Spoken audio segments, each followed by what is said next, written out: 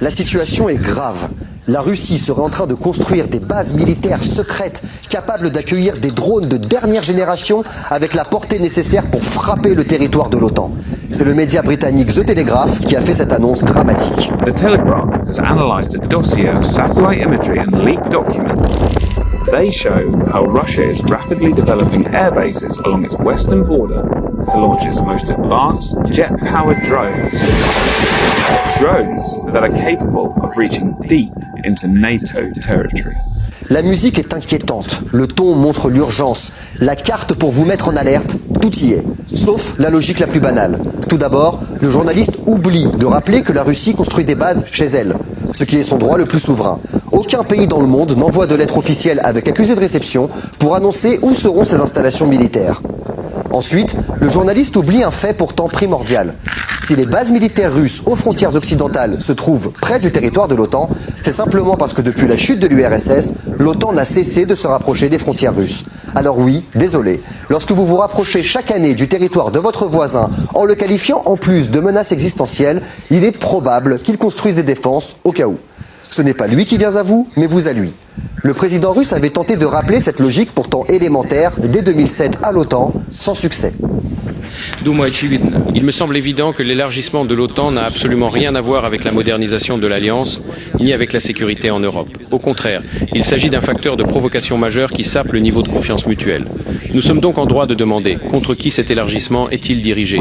Que sont devenues les assurances données par nos partenaires occidentaux après la dissolution du pacte de Varsovie? Où en sommes-nous avec ces déclarations? Personne ne s'en souvient plus. Permettez-moi de vous rappeler ce qui a été dit. Je voudrais citer des paroles tirées du discours de Werner, alors secrétaire général de l'OTAN, prononcé à Bruxelles le 17 mai 1990. Il a déclaré « Le simple fait que nous soyons prêts à ne pas déployer de troupes de l'OTAN à l'extérieur du territoire de la RFA donne à l'Union soviétique de solides garanties de sécurité. » Où sont aujourd'hui ces garanties? L'OTAN dispose actuellement aux frontières russes de 40 000 soldats déployés en permanence au sein de 9 groupements tactiques multinationaux, sans compter les troupes de ces pays eux-mêmes, pour un total de 300 000 soldats aux frontières russes. Des bases aériennes en Pologne, Estonie, Lituanie ou encore en Roumanie sont utilisées par l'Alliance pour mener des reconnaissances avec des avions espions le long des frontières russes, et la mer Baltique est en train d'être militarisée afin d'en faire une mer intérieure sous contrôle de l'OTAN. Mais ça, le journaliste du Télégraphe a oublié de le dire.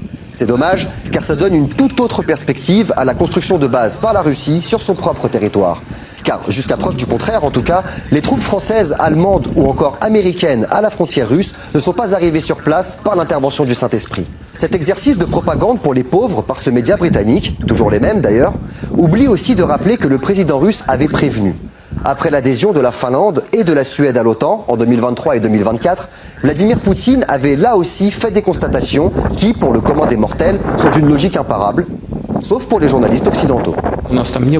Nous n'avions pas de troupes là-bas, nous allons en déployer. Il n'y avait pas de système de frappe, il y en aura désormais. À quoi bon? Nous entretenions de très bonnes relations économiques, ils étaient présents sur notre marché, nous leur achetions beaucoup de produits. Qu'y a-t-il de mauvais à cela? Aujourd'hui, la situation va changer. Tous leurs produits, les autres marchés n'en ont pas tellement besoin, alors que les nôtres en manquent. Je ne comprends pas. La question est rhétorique. Non, ils ne comprennent pas. L'élite européenne s'en frotte les mains. La population est manipulée sur tous les sujets possibles afin d'insuffler une peur qui la rend malléable.